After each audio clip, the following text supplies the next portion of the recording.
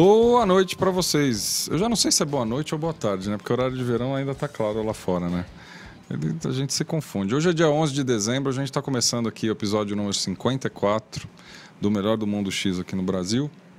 E, como sempre, falando ao vivo, direto aqui da Vila Madalena, em São Paulo. Se você estiver acompanhando esse programa ao vivo e quiser participar com a gente, é só usar o chat para mandar seus comentários e perguntas para cá. O tema de hoje é consumo consciente da água, né? E o episódio de hoje, o episódio de hoje é patrocinado pelo Period da Unilever, que foi o nosso grande patrocinador no TEDx da Vila Madalena no dia 29 de novembro. E ele continua conosco esse mês aqui, patrocinando os nossos webcasts, né? Foi um grande feito para a gente, não só pela importância de colocar mais um evento de pé, mas principalmente poder casar a iniciativa privada numa ação tão bacana que rolou lá no TEDx na Vila Madalena e que está se estendendo para outros TEDx no país a partir do ano que vem. Muito bacana.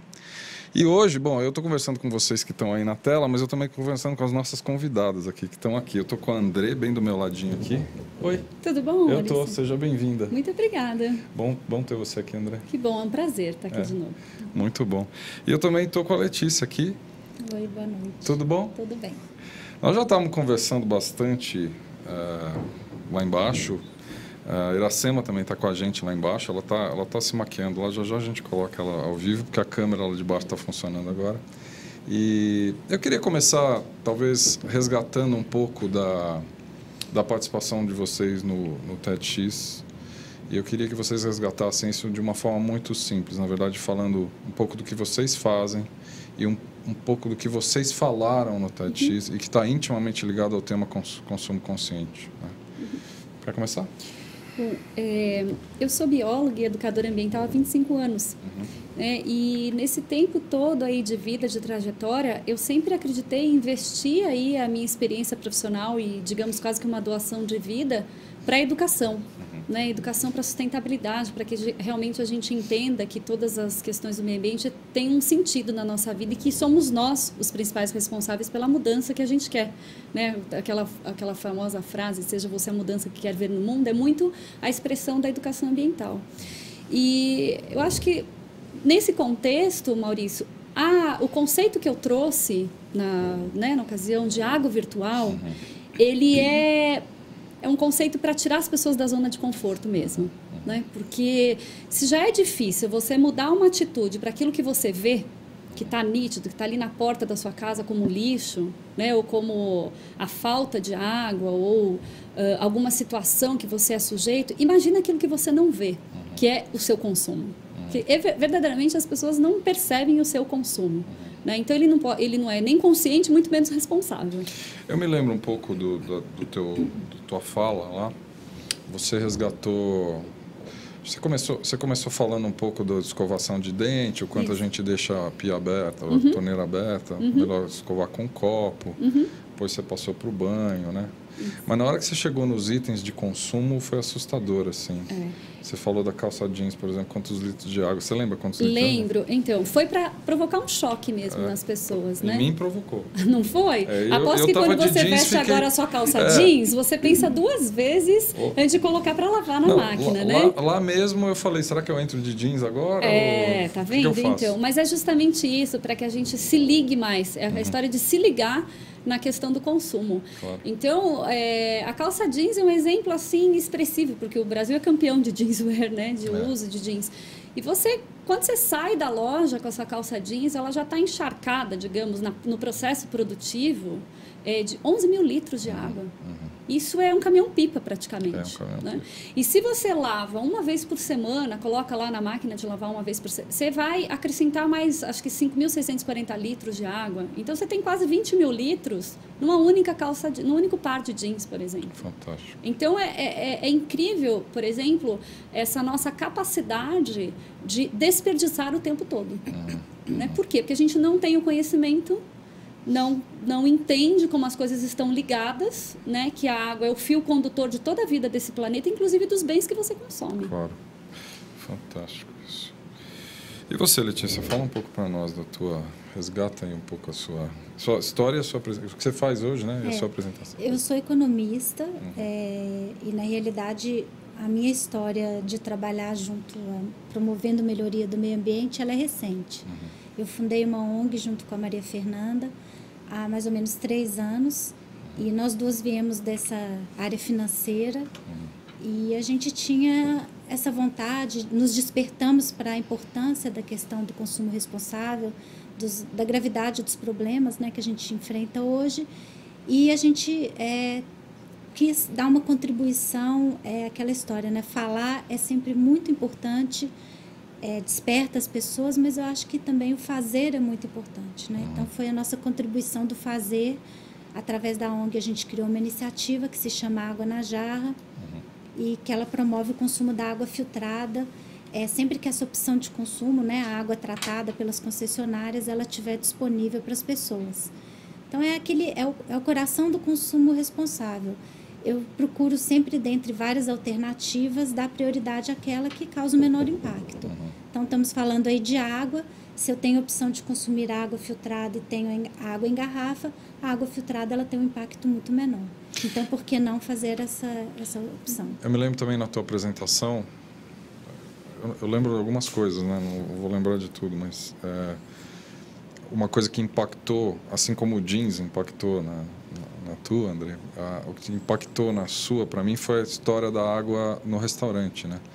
De por que se o restaurante trata a água, supostamente, que ele cozinha, que faz o gelo, por que não tomar água na jarra, como alguns países que têm, os Estados Unidos, por exemplo, tem muito fortemente. Dificilmente você pede uma água mineral. Por que não tomar água na jarra ali, né? Sabendo que também uma garrafa, acho que essa informação também alguém deu, não sei quem foi, uma garrafinha daquela... 8 vezes o próprio peso dela em resíduos. 8 vezes o próprio peso dela em resíduos. É isso mesmo. Isso é um impacto direto, né? O impacto da produção da garrafa. Claro. É um estudo que foi feito para o mercado brasileiro de embalagens. Mas a gente tem também o transporte da garrafa, que eu já cheguei a ir a locais onde a garrafa tinha dado mais de 1.000 quilômetros para chegar até lá. Nossa Senhora. E tem o impacto da disposição dessa garrafa, né? Se a gente for muito otimista e acreditar que ela vai para um aterro que é bem controlado, ela vai permanecer ainda lá por centenas de anos. É verdade. Então, o ciclo todo é muito incalculável, impactante. Né? É incalculável.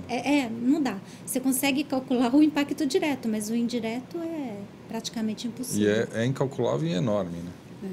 Numa garrafinha de água pequenininha. É muito grande. Como é que... Vocês são casados, têm filhos? Como é que é a história? Tem família? Olha, eu tenho uma experiência muito legal com a água. Eu tenho 2 filhos, né? Eu sou separada. Eu tenho um filho de 12 anos e uma filha de 7 anos. Quando eu fiquei grávida da minha segunda filha, da Isabela, eu escrevi um livro chamado Água para a Vida, Água para Todos. E durante um ano inteiro da gestação, eu tive que fazer um verdadeiro mergulho na água.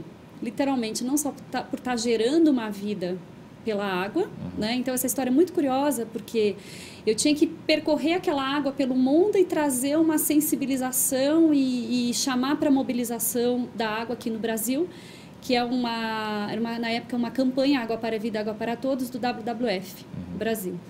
E, curiosamente, Maurício, quando eu estava com 5 meses de gestação, eu entrei em trabalho de parto prematuro da minha filha. E fui para o hospital e aí eu tive que permanecer 90 dias deitada na horizontal, sem me mexer, porque eu perdia líquido. Claro. E sem o líquido da vida, sem a água, minha filha poderia morrer. Né? Então, nesse período, e continuei escrevendo esse livro, né, com a ajuda de pessoas, da equipe e tudo. Naquele momento, eu tive na pele a nítida sensação do que era o risco que não só eu corria no meu corpo, mas daquela criança, né, que você passa a amar intensamente, de não poder sobreviver por falta de líquido. Uau. Isso foi uma experiência incrível, né? E aí eu já tinha essa percepção de cuidado e passei a ter muito mais, né? Passei realmente a ter muito mais. E vejo que isso é muito de berço mesmo, né? De a gente trazer educação desde a mais tenra infância. que as crianças, elas estão muito ligadas no exemplo. Claro. Muito ligadas. Então, é na atitude, no exemplo de você enquanto pai, enquanto família, o seu filho vai se espelhar e vai seguir aquilo e vai passar a te cobrar. Porque a escola já evoluiu muito na educação ambiental. As escolas brasileiras evoluíram muito, né? De quando eu comecei minha carreira, 25 anos. E eu acho que a gente tem que aproveitar esse momento onde tem essa moçada, essas crianças querendo realmente ter um futuro, querendo cuidar do planeta e a gente chamar a responsabilidade para si, enquanto adultos, para essa transformação. Porque nós somos os responsáveis por essas vidas hoje, né? Claro. Então, acho que isso foi uma experiência que eu digo que Deus age na minha vida com muitos mensageiros. Legal, né? E ter passado por isso, um momento oportuno. Esse livro é um livro muito bacana, é um livro que eu, como coordenadora do Instituto Supereco, vejo que ele tem sido usado no Brasil assim como um exemplo de atividades práticas mesmo de sensibilização e mobilização pela água. Ele está com a edição esgotada, mas ele dá para baixar aí no site do... Ele tem acho que nas publicações, Maurício, tenta ir nas publicações, vamos ver se ele está lá. Publicações, aí esse livro aí, isso. Esse azulzinho? Cadernos de Educação Ambiental, Água para a Vida, Água para Todos. Saiba mais. Então, ali vocês vão ter um pouco, né, da publicação, tá vendo? Ela tá com acesso virtual e o interessante é que, assim, ela passa, como a Letícia estava falando, por várias coisas, desde a água como fonte de vida, a água no nosso dia a dia, nos bens, o consumo, a mobilização e a atitude que você pode fazer. Então, tem os cadernos temáticos com os temas para você estar trabalhando nos seus projetos e atividades práticas. De mobilização. Então, é um material bacana, assim, que realmente tem ajudado muito as pessoas na gestão de recursos hídricos. Legal. E ali você está vendo, é do rio ao copo, né? A questão de você bebe água que vem de um manancial, de uma fonte de água. É isso mesmo. Essa é a capa do livro, para demonstrar que a água ela vem de um rio, de uma fonte, de um manancial. Ela é tratada e chega no seu copo. Deveria você já beber naturalmente da torneira, né? Esse deveria ser seu hábito, realmente. E você, Letícia, como é que é a tua... Bom, eu sou casada, tenho 2 filhos e acho que eu venho da área financeira e foi realmente a maternidade o que me despertou. Os filhos são transformadores, São muito transformadores. Se você me falasse que eu estaria onde eu estou hoje, eu não ia acreditar. Eu sempre fui muito cuidadosa. Reciclagem, por exemplo, na minha casa é uma coisa que a gente faz há muitos anos, desde que eu era adolescente. Então, assim, não por esse lado, mas o fato de você realmente chegar a uma conclusão que quer trilhar um caminho diferente e que esse caminho de buscar a melhoria ambiental ele é importante, a sensibilização das pessoas, a educação. Foi uma guinada muito grande e eu acho que o efeito transformador veio dos meus filhos mesmo. Legal, né? Acho que eles influenciam a gente depois dessa jornada, acaba influenciando eles de alguma forma, né? Viciosos. Eu tenho uma passagem curiosa essa semana, hoje em especial, um dia... No dia do TEDx, eu convidei minha filha de 9 anos para ir, porque eu achei que o tema era legal, ela nunca tinha ido em nenhum. Esse foi o 21º e achei que era propício, né? Ela mora com a mãe nos dias de TEDx, ela está comigo segunda, quarta e sexta, e com a mãe terça, quinta e sexta, dependendo da sexta. E nesse dia, então, eu conversei com a mãe e ela falou, Lucila, e ela falou, não, eu vou e levo. E ela vivenciou tudo aquilo lá que nós vivenciamos, tudo, literalmente. Ficou muito assustada com a manifestação, bem assustada. E não parava de mandar mensagem no celular, perguntando se estava tudo bem e tal. E viveu a experiência que todos nós vivemos, mas ela com 9 anos de idade. Foi o assunto do final de semana, na minha casa. Tanto para ela entender melhor o que aconteceu lá, quanto as experiências das apresentações que vocês fizeram, o lugar e tal. Foi extremamente rico para ela, extremamente rico. Se tivesse que encomendar, não teria conseguido, né? Mas o curioso é que no dia seguinte, como acabou tarde o evento, ela chegou tarde e tal, ela decidiu com a mãe que ao invés dela acordar cedinho para ir para a escola, ela ia acordar um pouco mais tarde e ia pegar a aula na metade da manhã e continuar. Nesse dia ela tinha aula, ela estuda no colégio aqui perto, da Vila Madalena, e ela iria continuar a partir dali até o final da tarde. E diz que ela contando no dia seguinte que a primeira coisa que, quando ela chegou na escola, a professora disse para ela foi o seguinte: Beatriz, são 10 horas da manhã, isso é hora de chegar? Para chegar nesse horário, você não devia nem ter vindo. E ela ficou muito indignada com isso. Você falou da escola, eu lembrei dessa história. Curiosamente, esta semana, a escola está desenvolvendo um trabalho com os alunos sobre água. Certo? E, curiosamente, hoje de manhã teve atividade sobre água, que foi um banho de esguicho em todo mundo.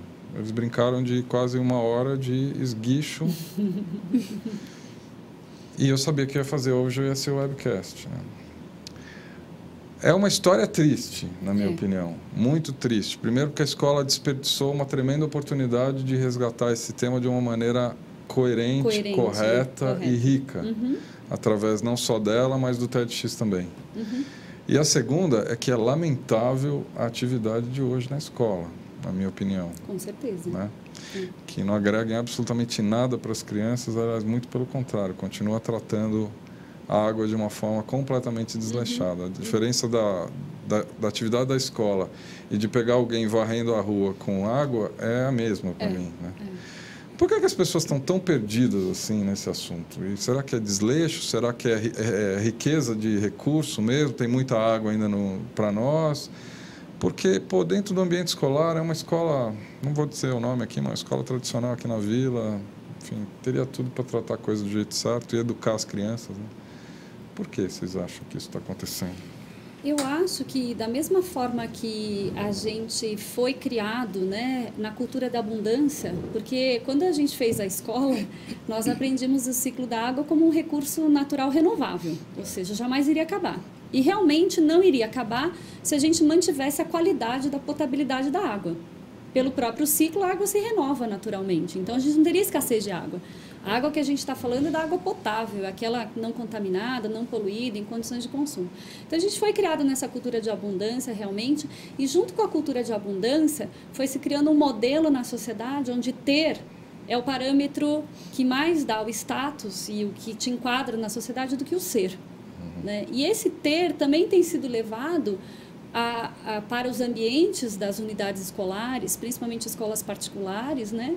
Que criam um padrão de absolutamente uma zona de conforto absurda. Não só para as atitudes, para os modelos de consumo, de status, mas também para a própria educação. Né? A gente vê professores hoje se preocupando muito mais, muitos professores. Tem várias exceções, não quero aqui generalizar as escolas particulares, tem excelentes escolas que já estão muito além do tempo, eu diria, né? Até de um tempo do Brasil, né? Mas a maioria das pessoas estão muito mais preocupadas em formar ou informar aquele aluno que tem um vestibular, um mercado de trabalho ali para frente, do que criar uma razão e um sentido e um significado para a vida deles. Né? De como eles vão poder exercitar a cidadania quando eles saírem dali, como é que eles vão poder, sim, se formar e serem gestores, aí, seja públicos, de uma empresa ou de um outro universo de terceiro setor, que é um mercado importante, mas fazendo a diferença. Então, Maurício, eu acho que, por exemplo, há muitos professores, muitas escolas não estão nem percebendo o que estão fazendo com a própria educação, que é viver na zona de conforto. Eu tenho um currículo para dar, eu tenho uma carga horária, tenho pais que transferiram para as escolas a responsabilidade de criar os filhos. Há uma inversão de papéis entre escola e família hoje, porque o cuidado da água se dá como extensão da casa, da sua família, né, que a gente estava falando, é do berço para onde você convive e para todos. Então, eu acho que a gente está vivendo uma grande zona de conforto. É o piloto automático? É o piloto automático que eu falei. E isso, quando eu falei aquele dia, isso deu um outro significado na minha vida. Toda vez que eu me vejo ligada no piloto automático, porque eu não seria ser humano se eu tivesse desligado no piloto automático 24 horas. Eu me vejo várias vezes. Mas aí, quando eu percebo, Maurício, eu faço aquele exercício de parar e dizer assim, o que eu estou querendo para mim, qual é a minha responsabilidade com o coletivo? E aí eu paro e repenso, né? Que é o respeito, que é o repensar, para depois ir reduzir, reutilizar, reciclar, ter o cuidado. O respeito é a primeira palavra de ordem de significado da vida. Se você tem respeito, você vai cuidar minimamente do que você está fazendo. Inclusive de uma aula que você está preparando para os seus alunos num mundo de século XXI, de escassez de água em países, você fazer uma recreação com a água. Claro. Desse tipo, né? Desse tipo. Então, acho que é isso. Assim, as pessoas estão ligadas num piloto automático, literalmente, em todos os sentidos. No social, no econômico, na educação, no lazer, na saúde, até no lazer. Hoje, o lazer das grandes cidades é ir para shopping. É verdade. Na minha opinião, assim, pessoal, né, a minha vivência, eu acho que está muito ligado também ao fato das pessoas, até por estarem nessa zona de conforto, de uma abundância, que na realidade ela não é real, né, mas ela parece ser, não pararem para pensar, né, sobre isso. Então, a gente estava conversando antes da questão do incômodo. Né? O falar sobre consumo responsável é sempre um incômodo, mas é o incômodo que gera a mudança. Né? Então, ele é necessário. A minha experiência de despertar assim, mais forte, eu comecei a fazer um curso, quando eu decidi que eu queria trabalhar com a questão do meio ambiente, eu comecei a fazer uma pós-graduação em gestão ambiental. E, puxa, eu sou formada, já fiz várias pós-graduações, adoro estudar. E eu estava lá na primeira aula, o professor, aula de fluentes líquidos, né? Não sei o que, parará, o chorume. E eu levantei minha mão e falei, puxa, mas o que é o chorume? Ele me explicou que é o chorume, que é o resultado da decomposição do lixo orgânico, né? Aquela água preta, horrorosa. E isso, para mim, foi um choque, assim, fenomenal. Né? Então, você encarar a sua própria ignorância, e eu tive muita raiva. Muita raiva, eu falei, como que até hoje eu tinha já aí quase 40 anos de idade, como que até hoje nenhuma escola, nenhum lugar me explicou o que era o chorume, que é o resultado do meu impacto, né, pessoal do dia a dia. Então, isso para mim foi muito significativo. Eu acho que mostra que a gente é preparado, às vezes, para algumas coisas que talvez a gente não utilize, e as outras muito básicas que estão ligadas à educação ambiental, a gente não foi preparado, não foi nos ensinado isso. Né? Então, acho que a educação, quando se fala de sensibilização para o consumo responsável, ela é o mais importante de tudo. Eu acho que isso que a Letícia está falando é interessante, porque provocar o choque, o caos leva à transformação, né? Então, quando você pega, por exemplo, exemplos, eu estava contando que as regiões aí que o Instituto Supereco atua, que são os vários biomas do Brasil, a gente tem uma atuação na Caatinga. Você ir para escolas que você tem que viajar quilômetros e quilômetros para chegar, e escolas que não têm nem a água canalizada chegando na escola, muito menos tratada, que não tem a possibilidade, não tem esgotamento sanitário, as pessoas ali têm a doença da água na porta, né? Assim como a gente tem um lixo na rua aqui em São Paulo, as pessoas têm aquela doença ali na porta. E vivenciar situações onde você tem aquele grupo de alunos tendo que ter um horário que bate um sinal para receber um copinho de água, que uma professora traz de longe, um gole de água, porque a professora trouxe de longe numa garrafa, né? E aí eles ficam numa fila e vão dando um gole de água para cada criança, para aguentar o calor, para ter condições de aprender, porque ali, né, um calor de 40 graus, aqueles telhados não são preparados para aclimatar aquele calor. Isso te faz pensar muito, Maurício, que essa zona de conforto também é de que os brasileiros precisam conhecer a realidade dos seus irmãos, né? Que são brasileiros irmãos, que pertencem à mesma tribo, à mesma aldeia, à mesma nação. E eu acho que a gente precisa compartilhar as histórias do nosso Brasil e perceber em que Brasil vivemos em vários países dentro de um mesmo país. Porque é isso que, para mim, eu acredito que é isso que vai mover, por exemplo, essa própria atitude que vocês tiveram, essa campanha, né, de você chegar num evento como aquele, ganhar um purificador que é bacana e saber que não é para você, que poderia ser seu sonho de consumo, só porque você vai ter um novo, e doar para alguém que realmente precisa, você vai ter que buscar quem realmente precisa, você tem que conhecer aquela realidade. Então, eu acho que a gente tem que provocar mais essa troca, né? E aí eu acho que os meios de comunicação têm um fator importante, as escolas têm um fator. Vamos aprender como vivem os brasileiros, com a escassez de água, com a saúde relacionada à água. Vamos conhecer o nosso país, né? Porque a gente fica muito nos padrões internacionais. porque a Europa consome assim, porque os Estados Unidos, porque o Canadá. E aí, quando a gente vai falar de pobreza, a gente fala da Etiópia, da Índia, que sim, vivem situações caóticas, mas a gente tem essas situações do lado da nossa casa, muitas vezes. Acho que isso é importante, assim. Total verdade. Como é que vocês têm sentido os projetos que vocês estão... Vocês estão em projetos muito interessantes, né? Como é que tem sido para você, Letícia? Você comentou no seu TED Talk que já existe um volume grande, por exemplo, de restaurantes. Sim. A questão da adesão dos restaurantes, ela não é muito fácil, né? A gente, logo no começo, percebeu que você abordar um dono de restaurante, um chefe de cozinha, falando sobre o projeto, ela não funciona.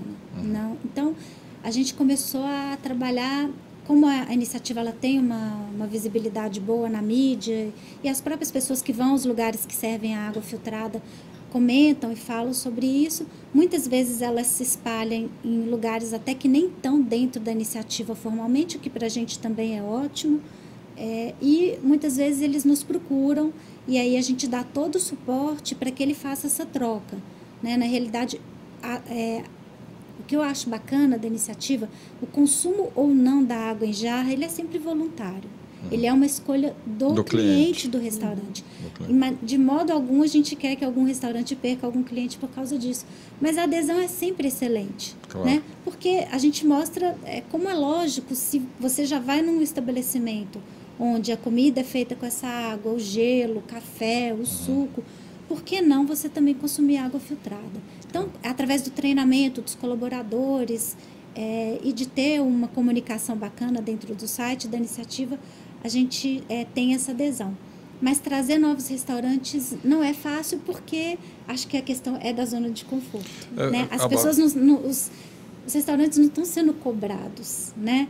Então, os que vêm são aqueles que já fazem um trabalho legal, que se preocupam com o lixo, né? Que se preocupam com a origem da comida, enfim, que já tem toda uma consciência que é muito bacana e que está se espalhando, né? Então, acho que a dificuldade maior vem da zona de conforto mesmo, de para que eu vou mudar, né? Não tem nada que me obrigue a ser diferente. Se eu quiser saber os restaurantes, eu entrar aqui no... Você tem o guia de restaurantes. Só vou mostrar para todo mundo aqui, porque eu acho que isso aqui é muito legal, cara. E não é só na cidade de São Paulo, não. Então, vou pegar aqui, ó. Vou pegar o estado de São Paulo, tem Rio Grande do Sul. Tem no Rio Grande do Sul. São só 2 estados, mas, enfim. Vou pegar aqui cidade, São Paulo... Vamos ver se vai. Aqui, ó. Olha só, tem uns restaurantes aqui. Que legal. Eco House. Eco House tem um trabalho muito bacana. Isso. Aqui perto. Muitos deles já têm assim, todo um trabalho voltado mesmo para responsabilidade ambiental, né? Que legal. O Eco Café, ó, aqui pertinho, onde tem um The Hub agora. A Fradique. Bacana, né? Você pega, eu não conheço todos aqui, mas conheço, por exemplo, o Eco é um bom exemplo, mas aí o pessoal já tem toda uma... Já é uma filosofia, conceito, e quando busca lá, né, Maurício, já tem essa cultura, já né? Tem, mas... O que eu acho que os donos de restaurante que às vezes tinham vontade de fazer isso, mas ficavam assim um pouco desencorajados por não ser uma coisa tão comum. Aí quando vem a iniciativa nos procuram porque encontram uma maneira bacana de fazer isso. E você acha, Letícia, que além assim dessa zona de conforto tem uma questão das pessoas se sentirem seguras para consumir aquela água, quer dizer, de divulgar realmente, né, de ter uma maior divulgação desse índice de água tratada, né, do quanto essa água realmente está saudável e como aquele estabelecimento está compromissado a partir do momento de receber aquela água encanada ali, de ter suas instalações em ordem para não contaminar o manuseio. Sim. Como é que você vê isso? Assim? Porque essa é uma preocupação que eu tenho, né, quando eu entro nos ambientes de alimentação, quanto à higiene, quanto ao cuidado. Você acha que tem uma questão de segurança ou é uma barreira? Olha, eu não vejo problema da parte dos clientes, porque a gente sempre faz com treinamento, enfim, com esclarecimento. Geralmente os colaboradores do restaurante sabem explicar muito bem que a água é aquela, né? Mas, e também tem essa questão da cultura. O brasileiro hoje viaja muito, né? Toma água na jarra lá nos Estados Unidos, né? Na Europa, e por que não aqui? Então as pessoas, sinceramente, não se espantam, e eu sempre procuro saber dos restaurantes como está a adesão, e é sempre muito bacana, né? Eu acho que o que a gente traz, por exemplo, quando um estabelecimento quer aderir, sempre essa preocupação, tem até um termo de adesão que eles assinam, que eles se comprometem a fazer coisas que eles já têm que fazer normalmente, né? Que é manter a caixa d'água limpa, porque acho que muita gente não sabe que a grande diferença nossa para os Estados Unidos e Europa é que lá essa entidade da caixa d'água ela não existe, e aqui no Brasil ela traz uma grande responsabilidade para todos nós, que temos que limpar. Porque se a água ela chega lá tratada e potável, mas se a minha caixa d'água não é limpa da maneira adequada, né, ela pode se contaminar ali durante o armazenamento. Então a gente traz sim essa preocupação, e a preocupação também vamos utilizar um filtro, que também é muito comum, e o que é bom, né, que se utilize o filtro, até porque ele tira aquele cloro residual da água, e se tiver tido eventualmente algum problema na caixa d'água, ele vai também conter essa impureza. Mas tem que fazer a manutenção do filtro também. Você não pode deixar de trocar o elemento filtrante, senão você também vai ter problema. Então, é trazer essa questão, a gente tem sim o direito à água potável, mas tem os deveres também que a gente tem que conhecer. Passa pelo cuidado, né? Claro. Essencialmente pelo cuidado, né? Em todos os sentidos. Como é que você tem sentido seus projetos? Então, como a gente tem uma atuação forte, Maurício, no campo, em regiões geralmente desassistidas, né? Nós temos um trabalho intenso nas cidades, nos ambientes aí das metrópoles, mas a mais forte atuação do Instituto Superecos é justamente levar a educação ambiental onde ela não tem condições de existir. Até porque a gente tem uma prática no Instituto, de que todos os materiais que a gente produz, nós criamos muitos jogos, muitas dinâmicas, muitas formas lúdicas de aproximar as questões ambientais da rotina e da facilidade de compreensão das pessoas, porque aí a gente acaba não afastando e sim aproximando, despertando um interesse por saber mais. Então, a gente já tem uma preocupação de produzir essas coisas com baixo custo, né, com materiais reutilizáveis, e que aquela comunidade que está recebendo aquela metodologia, aquela tecnologia de educação consiga reproduzir. Então, isso já atrai, porque aí a gente chega nos lugares, primeiro, com muito respeito, muito cuidado, e pensando no quê? Em fortalecer pessoas locais, pessoas e instituições locais. Então, geralmente, nas regiões que a gente atua, nós formamos grupos de líderes comunitários para fazer a gestão do projeto junto com a gente. E ali a gente vai construindo os saberes, por exemplo, relacionados à água, porque nós atuamos fortemente com bacias hidrográficas e corredores de biodiversidade, que na realidade são endereços ecológicos. Poucas pessoas sabem, eu moro na rua tal, no número tal, no bairro tal, na cidade tal, mas tem uma bacia hidrográfica, tem uma mata, né, uma floresta, tem um corredor onde vive. Então, a gente costuma trabalhar com esse conceito, porque daí as pessoas entendem que elas não estão isoladas, né? Mesmo morando lá numa área rural ou numa área urbana, elas fazem parte de uma bacia hidrográfica. E a bacia que reúne a vida, né? O cotidiano, a possibilidade de ter renda. Esse jeito de fazer, que a gente chama jeito de fazer, jeito de chegar, de construção conjunta, é que garante o sucesso das transformações. Então, uma das experiências mais ricas que a gente tem é a atuação do Supereco no litoral norte de São Paulo, onde a Serra do Mar é um grande maciço verde que, quando a gente chegou na região, as pessoas diziam que era uma barreira anti-desenvolvimento. E que hoje elas percebem, por da onde vem a sua água, que vem das nascentes da serra, a gente vai construindo todo esse caminho, o quanto aquela serra mantém a vida deles, o quanto vai perpetuar a condição de vida e quanto eles influenciam, né, na ocupação. E aí a gente começa as transformações. Então, eu diria que a água é como a educação ambiental e vice-versa. São grandes mobilizadoras, porque não tem fronteiras. Quando a educação ambiental começa a mover pessoas, ela aglutina outros tantos parceiros que vão chegando pelo sucesso. Né? Eles minimamente querem saber por que está dando certo isso. E aí eles vão chegando. A gente tem conseguido coisas riquíssimas. No litoral norte, por exemplo, uma comunidade inteira se mobilizou para levar aquele rio principal de abastecimento, que é o rio Juqueriquerê de Caraguatatuba, para a instância de um comitê de bacia, para criar um plano de conservação, para recuperar as nascentes e mutirões comunitários. Quer dizer, não para. Né? E ali você vê que a pílula, a mola propulsora, foi um processo de mobilização pela educação ambiental e pela educomunicação, que é outra ferramenta forte que a gente usa. A gente capacita, forma lideranças comunitárias para o rádio, web, TV, audiovisual, e a comunidade cria voz. Né? Então, isso é legal. E as pessoas da cidade, elas acabam ficando muito distantes dessa realidade, porque elas não têm ideia de onde a água vem. Isso. Que é uma coisa que a gente Vem também aprendeu, vem da torneira. E aí cria um distanciamento, né? E essa ilusão de que existe essa abundância. E esse distanciamento que impede a pessoa de se preocupar, né? Qual que é a minha obrigação, como que eu tenho que cuidar, porque na realidade é o nosso grande patrimônio. Eu costumo brincar, mesmo que você na sua casa tenha dinheiro para comprar a PET ou o garrafão que seja, imagine por um minuto sua vida sem água tratada, né? Você vai lavar as mãos com uma água contaminada, vai cozinhar com uma água contaminada, vai limpar sua casa, vai tomar seu banho. Uma criança pequena, a primeira coisa que ela faz no banho é abrir a boca. Quer dizer, não é só a questão da ingestão da água, né? Eu posso comprar, né? É essa questão é fundamental, mesmo que eu possa comprar. Então, eu acho que as pessoas das cidades maiores perderam essa noção, esse vínculo da origem da água que elas consomem. Também vivi uma experiência interessante com minha filha de novo, né, no jogo. Ela estuda aqui na Vila e ela fez um trabalho de escola no ano passado na Praça das Corujas, que tem aqui.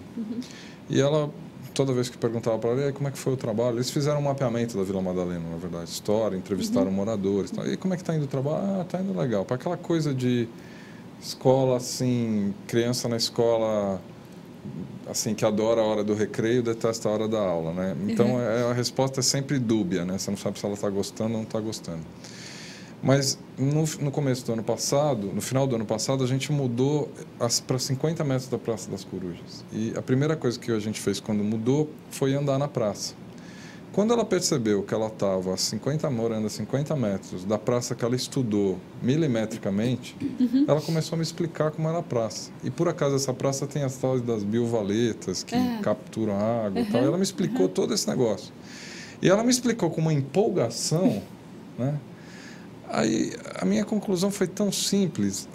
De fato, a gente na cidade está muito distante dessas coisas que a gente deveria saber ou está muito perto, né? Da origem um pouco das coisas, né? Eu acho que a origem e o final.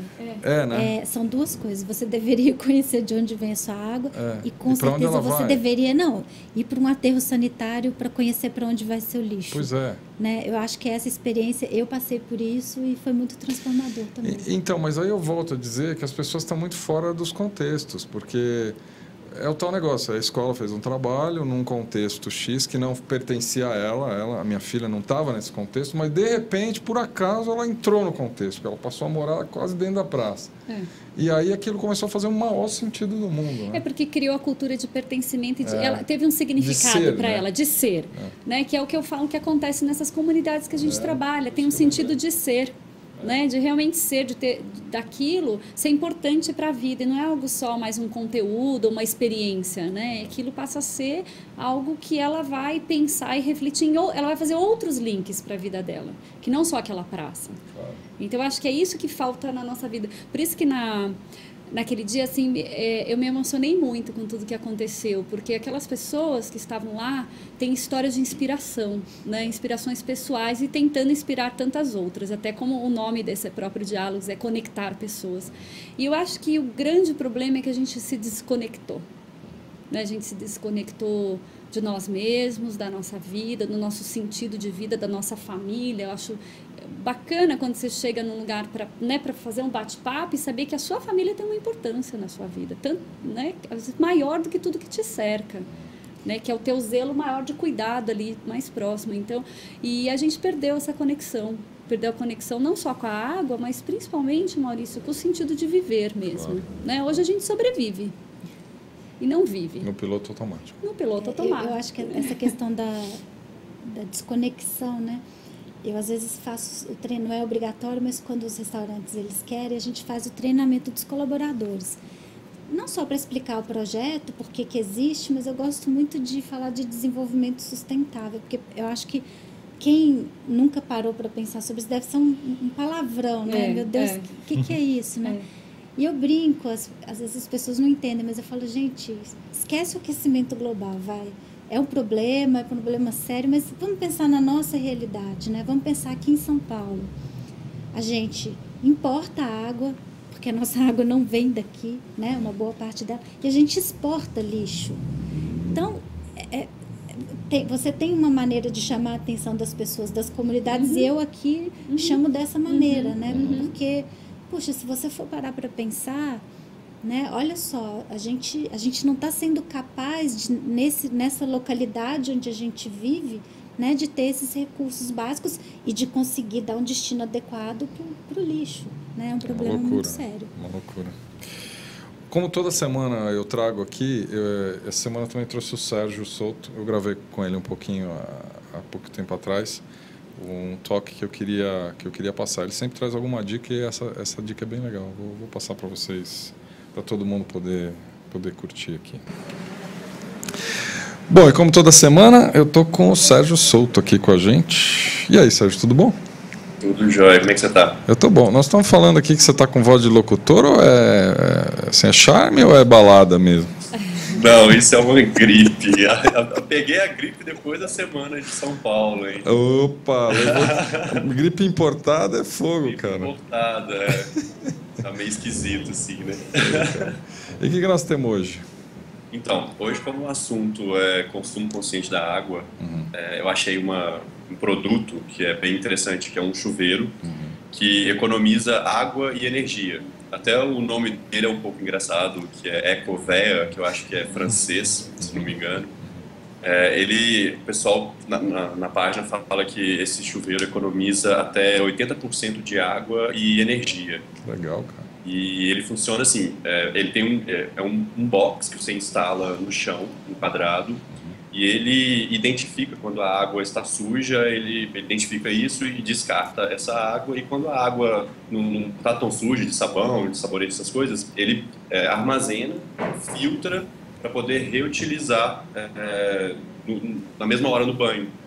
Então, o pessoal fala que isso economiza de 80% de água e energia, porque tem essa preocupação também de consumo de energia.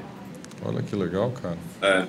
Diz que para uma família de 4 pessoas, ele chega a economizar até 100 mil litros de água e até 3.500 quilowatts de energia. Pô, cara, coisa legal isso aqui, meu. Fala sério, bacana mesmo. Sabe quanto custa, não? Não diz, não sei, não diz no site, ou eu não achei, mas... Quem quiser pesquisa e diz pra gente, né? Exatamente. Olha só, cara, que legal aqui. Parece que é bem simples também, que é só esse quadradinho que você instala, tem um vídeo que eles falam como que pode ser instalado no chão, ou pode criar uma estrutura mais elevada para poder colocar isso também no chão e tal. Que legal. Tudo a ver com o assunto de hoje, né? Tudo a ver. Muito legal, Sérgio. Adorei, cara. Muito bom, viu? Isso aí, meu velho. Semana que vem tem mais, não? Com certeza. Tá acabando o ano, né? Hã? Tá acabando o ano, né? Mas a gente tá aqui, firme e forte. É, isso aí. Então tá bom. A semana que vem acho que é o último episódio do ano. E daí a gente volta em janeiro. Ah, tá. Se a gente sobreviver, né? Vamos ver, mesmo. Quase, né? No acabar dia 21, a gente vai dar ano que vem aqui. Falou, Sérgio. Obrigado, viu, cara? Abraço, cara. Obrigado. O Sérgio tá bacana, né? Ele tá toda semana aqui com a gente. Sempre. É legal, né? São soluções de tecnologia que... Isso me fez lembrar, Maurício, como a questão da água está permeando esse mundo dos negócios, né? A gente percebe que ela é matéria-prima de todo tipo de produção. Você não consegue produzir absolutamente sem nada, né? Sem água. E eu tive a oportunidade de fazer uma assessoria para uma academia em Itaipava, de uma academia sustentável, inteira reformulada sustentável, né? A Aquasport de Itaipava. E o interessante é que lá tem a captação, a academia tem como primor aí a questão da natação, né? Do uso da água, um uso abundante de água. E lá tem a captação da água da chuva. E aí todo o sistema de circulação, e aí quando você entra no vestiário para tomar banho, tem um adesivo no vestiário, não faça xixi no banho. Justamente porque a água do banho é captada e tem um sistema de filtro de cabelo, né, para fazer a circulação e o reuso. Não se usa iluminação durante o dia, iluminação de lâmpadas, porque a iluminação é toda natural, com clarabóias e tudo, e nem ar-condicionado, porque tem ventilação natural. Ou seja, né, tecnologias economiza energia, economiza água, não só no uso direto da água, mas na geração de energia, né, que 80% aí da nossa matriz energética do Brasil vem de água. Né, então, acho que essas pessoas... É a tal da conexão, economizar energia, economizar água, economizar o alimento, né? Não desperdiçar o alimento, economizar água, e essas são as múltiplas conexões da água. Então, acho que assim, se a gente tiver a vontade de compromisso coletivo, existem hoje várias técnicas e alternativas que estão à nossa disposição, não com custo tão alto como a gente tinha aí há 20, 30 anos, para ter essas transformações. Né? Acho que isso é bacana de contar, que a gente acha que tem que buscar fora. De repente, está do lado, né? Está do lado, né? Está na comunidade, está em alguém que no sítio já está fazendo a diferença e que pode levar a tecnologia, inclusive, para a cidade. Né? Eu acho que a troca entre as pessoas para o consumo responsável ela é muito importante. Né? A minha experiência, assim, às vezes as pessoas perguntam o que eu faço, aí eu conto do projeto e todo mundo sempre traz alguma coisa que faz em casa que às vezes eu não tinha pensado sobre isso, né? Não necessariamente de uma tecnologia, mas de enfim, uma atitude que ela já faz. E eu vejo isso, assim, de uma maneira ou de outra, as pessoas se preocupam, sim, seja pelo desperdício ou pela questão ambiental, né? E eu acho que o importante é esse compartilhar, né? Sejam as tecnologias que existem hoje, enfim, para você ter reutilização de água, por exemplo, mas também do que as pessoas no seu dia a dia, elas costumam fazer para contribuir, enfim. E eu vejo sempre isso, eu acho bacana, porque é difícil, a transformação para o consumo responsável, ela é lenta, porque você causa muito impacto, você querendo ou não, mesmo que você se esforce, né? Então, é preciso a gente falar sobre isso para que a gente acelere um pouco, né, essa transformação. Muito legal. Você fez a minha filha Isabela, né, que teve toda essa experiência, é muito curioso, porque todo copo, sobrou um copo, por exemplo, eu estou bebendo, sobrou aquele copo de água, ela não vai jogar na pia, ela procura uma planta para jogar. Ah, que legal. Eu estou devolvendo para a natureza, o que a natureza me deu. Então, só aquelas... É uma atitude... É uma atitude bacana, né? Porque ela está ligando de onde veio a água e aquilo não está indo pelo ralo. Claro. Né? Não está indo embora, aquilo está indo de novo para a vida, para uma planta, para um jardim. Fantástico. E eu acho que são coisas tão pequenas, mas imagina cada gota sendo devolvida para o seu devido lugar. E outra coisa, né? O que você joga na água, né? Eu outro dia também, através de uma cliente da consultoria, conversando, ela gosta muito de plantas, eu também, ela falou, puxa, eu na minha casa, sobrou um suco natural, leite que não está bom, às vezes passou a validade, eu jogo na planta, né? Eu diluo na água e jogo na planta, quer dizer, eu achei fantástico, é o nutriente que você está dando para a planta e você deixa né? Você suja menos a água. Fantástico. De desperdiçar. E assim, puxa, eu falo tanto sobre isso, nunca tinha pensado, né? Por isso que eu falo, acho que esse mas é isso, são as bacana. pequenas coisas, né? É isso mesmo. São as pílulas aí que a gente vai lançando, né? As pílulas homeopáticas. Eu quero trazer a Iracema para a nossa conversa aqui, que eu queria tocar... Você está aí? Você está aí, né, agora? Tá aí. Tudo Oi. bem? Tudo bem aí? Beleza. Aprendendo aqui um pouquinho. Eu queria tocar no assunto do evento do TEDx, porque eu queria ouvir a opinião das meninas aqui em cima. Mas antes, você podia contar, para quem não esteve lá, o que aconteceu? A gente esteve nesse evento como uma das palestrantes, a gente convidou a Isabela Teixeira, ministra do Meio Ambiente, e ela se dispôs a ir ao TEDx Vila Madá e compartilhar um pouco da sua história pessoal, ou seja, como todo TEDx, a gente traz pessoas para compartilharem suas histórias e pede para que elas deixem o crachá de fora, né? E a Isabela Teixeira topou participar do evento e o evento começou com ela num bate-papo que estava sendo conduzido pela Natália, num modelo de entrevista, falando um pouco da escolha dela pela formação como bióloga e antes da segunda pergunta ser terminada, a gente começou com alguns manifestantes entrando na frente do palco, subindo cartazes bem na frente do rosto, da figura da Isabela, que estava no palco, da da própria Natália, e inviabilizando ali aquela conversa, que deixou de fazer sentido no espírito que estava.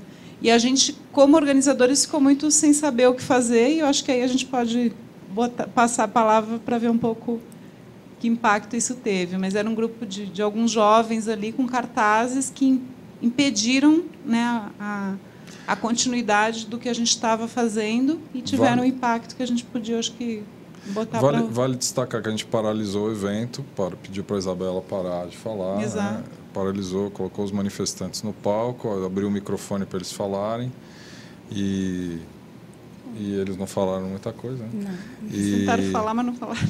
Falaram nada. E... Só estavam preparados para protestar. Né? Então, aí que eu queria a opinião de vocês. O que vocês acharam desse episódio não programado? Bom, em primeiro lugar, eu acho que vocês lidaram com a situação muito bem. A tranquilidade, a calma, a serenidade, até para que o evento continuasse, né? E não acabasse ali, enfim. Eu acho que a própria fala da Isabela depois acho que mostrou muito de quem ela é. Né? Foi boa? Você gostou? Eu gostei. Foi forte, né? Foi forte. É que assim, né? Eu fico me imaginando, me colocando no lugar dela, uma pessoa que está ali, que a gente sabe que tem um conhecimento técnico muito grande da área, não é política, não caiu nessa área, né? Trabalha nisso há anos. Eu tive aula com ela de avaliação ambiental estratégica, então uma pessoa que tem uma capacidade de pensar estrategicamente, né, a questão do meio ambiente. E não é fácil, né? Você está ali lidando com várias pressões, né? E você, acredito que faz o melhor que você pode ali nessa situação. Então, eu acho que é isso que ela deveria ter dado, né? Não deram a ela esse espaço de falar o que ela é, o que ela procura fazer, né? Acabou ficando um discurso realmente Perdemos politizado. uma grande oportunidade. Né? Perdemos uma oportunidade. Mas o que eu acho, assim, eu gostei muito da fala do César. Do César. Arada. Né? Que falou, puxa, alguns anos atrás eu estava também com cartazes e hoje ele tem um mega projeto. Eu achei que a fala dele, para mim, resumiu o que eu queria dizer. Que as pessoas, é claro, eu também tem várias coisas que eu não concordo, que eu me revolto. Eu tenho filhos pequenos, eu quero um futuro melhor para eles. Mas assim, vamos procurar transformar essa energia, que é uma energia maravilhosa, mas para o fazer também, né? E eu acho que tem os fóruns adequados para você se manifestar. Ali já era um lugar de pessoas que estão procurando a transformação. Estão fazendo, né? Na verdade, vocês duas são exemplos típicos aqui, né? Eu vou puxar esse gancho da Letícia de que acho que o que aconteceu também tirou não só nós que estávamos ali para inspirar pessoas, mas quem estava na plateia, quem estava ouvindo, né, vendo, da zona de conforto. Então, acho que de uma certa forma foi um choque, mas que no final das contas acabou transformando o próprio repensar e refletir de onde estar, como fazer, o jeito de mudar, de transformar, e que existem espaços adequados para cada transformação que você quer conseguir. Então, assim, eu aposto que muitas pessoas que estavam sentadas ali na plateia estavam concordando até com conteúdos daqueles cartazes. Né? Entretanto, elas estavam ali por um motivo de se inspirarem com histórias positivas já de transformação. Né? Então, eu não tiro o mérito do protesto. Né? Eu acho que protestar, a comunidade ter voz, porque durante muitos anos a gente teve a boca e a voz calada, literalmente, a gente teve repressões, né, de todos os movimentos possíveis de repressão. Eu acho que a gente atingiu aí um movimento democrático de ter mais voz, as mídias colaboraram para isso, as mídias sociais estão aí, mas justamente a gente tem que usar isso de uma forma bastante positiva.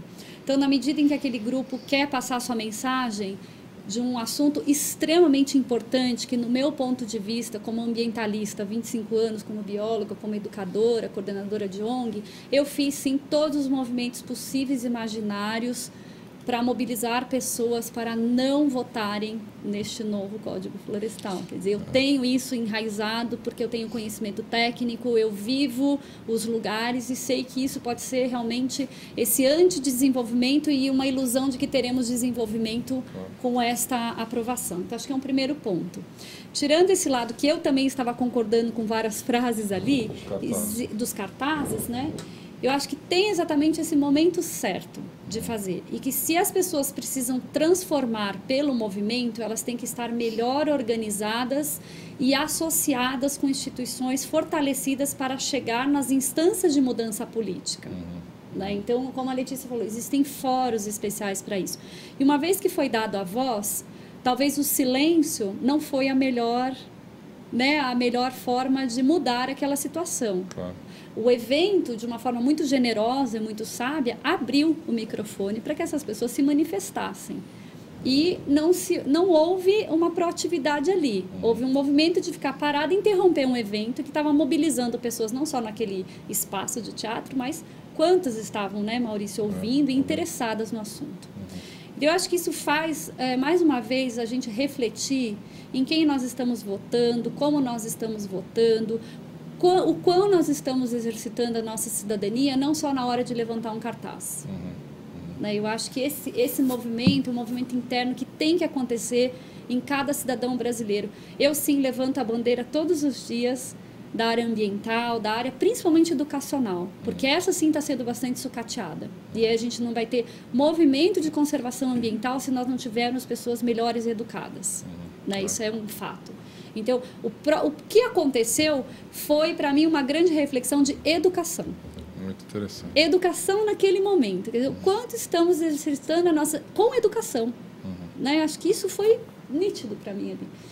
Sei que a Iracema quer falar. Eu acho que de falta de também percepção do coletivo. Ou seja, eles queriam se manifestar, a gente abriu esse espaço e ele se estendeu, na minha opinião, muito além do que precisava. Eles deram o recado, e a hora que perceberam que o público, na verdade, começou a se voltar contra eles, foi que eles acabaram saindo. Mas foi um desrespeito muito grande a um grupo que a gente tentou, de alguma forma, trazer bastante diverso. Ou seja, a gente não trouxe um grupo, como você mesmo disse, né, André, que concordava com coisas que estavam no cartaz e, de algum jeito, a gente poderia ser solidário a questões que eles traziam, mas não foi pela forma como ela foi trazida. Então, também, como a gente tem que buscar alternativas, e eu acho que a gente tinha ali um grupo de pessoas que estavam fazendo e não só pedindo, né, mas realmente intervindo. Eu acho que nisso o César foi perfeito, o próprio Cacá trouxe um pouco disso, e o fechamento do evento acabou, acho que, se consagrando. E a gente aprendeu, acho que foi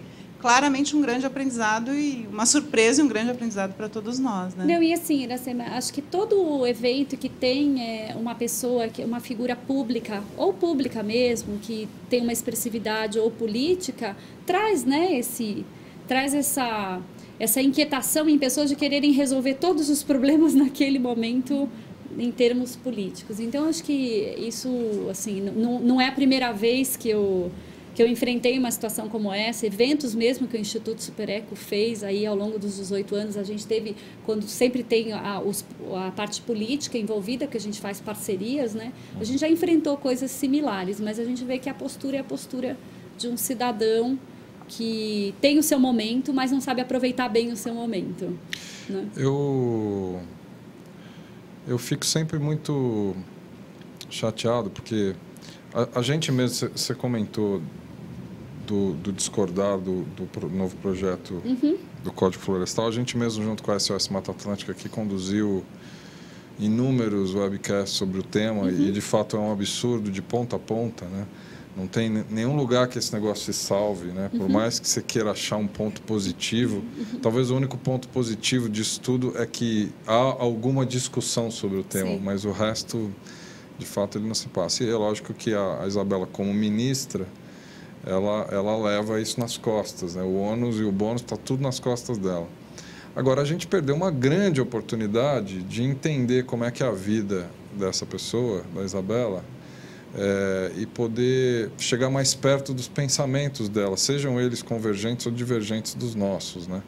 E é aí que eu vejo que é um passo significativo para se começar qualquer tipo de movimento e manifestação. Porque o que aconteceu ali no teatro é uma manifestação dos anos 40, pô. Isso aqui aquilo, assim, não tem efetividade absolutamente nenhuma, na minha opinião. Apesar de muita gente achar que aquilo reforçou o evento. Teve gente que veio me perguntar até se foi combinado. Não foi combinado. Eu acho que além de entender o que ela pensa, é entender também as dificuldades de uma pessoa que vem dessa área. Conhece tudo do assim assunto, como você, que sabe tudo sobre isso. Gente, qual a dificuldade de você estar numa posição dessa? O que é possível se fazer? Claro. É óbvio que para um movimento político ele andar, né, algumas coisas você consegue, outras não, isso é inerente. Né? Então, acho que poderia ter sido também bacana ouvir dela a dificuldade de se fazer exatamente. Isso. Né? Porque é fácil jogar a pedra, mas vai estar lá e tentar costurar tudo isso, essa diversidade de interesses, né, que existem a esse respeito, é uma função bem complexa, eu acho. Eu ouvi uma vez uma palestra que me chamou muita atenção, Maurício, de que a gente estaria realmente à beira da 6ª grande onda de extinção. Né? Porque as outras foram provocadas naturalmente. Nós estamos provocando a nossa, né? Que é bem diferente. Será que é pro dia 21 essa? Ah, não. Dizem que é 12/12 de 2012. Ainda bem que a gente ainda está fazendo um programa aqui, ainda né, tem Letícia? Amanhã. 4 horas. Nós temos 4 horas aí para tentar nos salvar e salvar alguma coisa. Mas, enfim. E eu me lembro que nessa palestra me chamou uma atenção, assim, algo bem significativo, que no nosso país, o nosso território é tão gigante e a gente tem cerca aí de 60% de áreas do Brasil improdutivas. A gente não precisaria mais ocupar áreas de matas, áreas de florestas nativas para ter a produção que desejamos para o nosso país. Então, é um contrassenso que 60% é mais do que o tamanho, né? É mais do que 50% do território, ou seja, que falta de planejamento é essa, que falta de distribuição, né? É grave. É grave. Ô Ira, fala aí o que você achou e depois eu queria que você dissesse também o que a gente vai ter no último episódio do ano aqui. O que eu achei do quê? Do evento. Do evento? Da não, achei que foi bárbaro. Eu estava falando para as meninas o quanto a gente aprende, e eu acho que quem mais aprende, eu e a Natália fizemos a curadoria, né, dos palestrantes, e o quanto a cada conversa, a cada ensaio, no ensaio que a gente fez com os palestrantes foi incrível. Eu acho que o quanto o grupo se viu como complementar, isso foi muito bacana. Eu acho que a gente não fez nenhum evento onde teve uma sinergia tão forte do grupo como a gente terminou esse evento. Isso foi muito legal, porque mostra a fluidez, eu acho, que o tema permite ali e que conectou todo mundo. Eu fiquei muito encantada. A gente estava, inclusive, preparando um material de consolidação do evento, e o Danilo mandou um texto muito bonito, assim, que depois a gente compartilha com vocês, mas que expressa um pouco de toda essa poesia que, de algum jeito, veio junto com muito aprendizado. Assim, eu saí feliz demais e acho que é isso. A atitude ali dos manifestantes surpreendeu, incomodou, tirou da zona do conforto e contribuiu para um bando de coisa. Então, acho que até isso, de alguma forma, desgastou muito a equipe, né? Mas foi muito bacana. Acho que a gente saiu com alguns cabelos brancos a mais, alguns cabelos a menos, mas saiu melhor que entrou. Eu entrei e saí careca do mesmo jeito. Então, quem tem cabelo embranquece, quem não tem tanto problema. Tudo bem. Eração, para quem não sabe, é quem manda aqui, então eu tenho que ficar calado. Ela quem faz toda a nossa direção de conteúdo dos nossos programas de diálogos e a curadoria do webcast do TEDx Vila Madá, e que nessa edição teve a Natália de apoio, a Natália e o Sérgio, que deram um apoio enorme, né? Uma bela parceria, foi muito bacana. E a gente fez um encontro, né, pré-evento, como a gente sempre faz, que foi também, eu acho que muito inspirador, e que parte da energia que também a gente levou ao palco teve relação, acho que, com essa convergência que a gente fez, que foi muito legal. Fiquei bem contente. E o que a gente vai ter no próximo episódio? Então, semana que vem a gente fecha algumas coisas aí. A gente fecha essa trilogia que a gente está fazendo sobre o tema água. É o último evento do ano também. A gente volta em janeiro, como você já falou. E, para fechar, a gente trouxe um tema que a gente deu um nome para o próximo episódio, que é a água, problema comum, soluções coletivas, colaborativas. E a gente vai ter o César Arada falando. E, para compartilhar um pouco com ele, a gente traz a Natália Menin, que foi comigo aqui, curadora desses palestrantes todos, para a gente discutir isso. O César trouxe levantou questões, né? Ele criou um projeto que é open source, aí, de software, de hardware, e bárbaro, e ele vai mostrar um pouco como existem várias soluções e que, a partir da colaboração, a gente tem conseguido criar coisas maravilhosas. É um pouco essa a ideia do próximo evento, a gente mostrar os problemas, mas começar a compartilhar várias soluções e trazendo a experiência dele, que é linda. Eu acho que ele inspirou e deixou muita gente boquiaberta aí com a ousadia. Eu acho que muito inspirado até por ser um TED Fellow, de algum jeito, né, Maurício? Eu acho que traz um pouco desse espírito que, de algum jeito, eu vi propagado ali de um jeito incrível, assim. Muito legal. O TEDx Talk do César já está publicado, junto com outros 5 TEDx Talks que a gente publicou ontem e hoje. O TEDx Talk dessas senhoras que estão aqui comigo estará publicado amanhã, ele já está editado e pronto para ser publicado. Amanhã ele deve estar publicado. E... Bom, eu queria agradecer vocês pelo bate-papo delicioso. Obrigado. Nós que agradecemos. Muito obrigado. Maurício, foi muito legal. André, obrigado. É sempre bom a gente poder trocar experiências e conversar com pessoas que também, né, procuram fazer alguma coisa. A gente não se sente tão sozinho assim. Com certeza, a gente vai de gota me em fez gota, muito né? bem. De gota me em gota, fez muito enchendo bem o copo. ter participado da palestra. Foi uma experiência assim bem motivadora. Foi muito legal. Obrigado, viu? Obrigado, André. Obrigada. Muito obrigado. Ira, obrigado, viu? Gostei de ter você de volta aqui. Mas semana que vem eu não vou estar aqui, não, tá? Semana que vem vai estar viajando, vai estar de férias. Tomar um Jerez em homenagem a vocês, mas tinha que entrar bebida na conversa, né?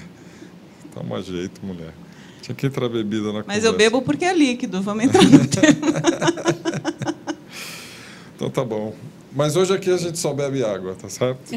Por enquanto. Muito bom. Obrigado, então, a todos vocês. A gente, então, se vê no último programa, no último episódio desse ano de 2012. Semana que vem a gente está por aqui de volta. Um grande beijo para todos.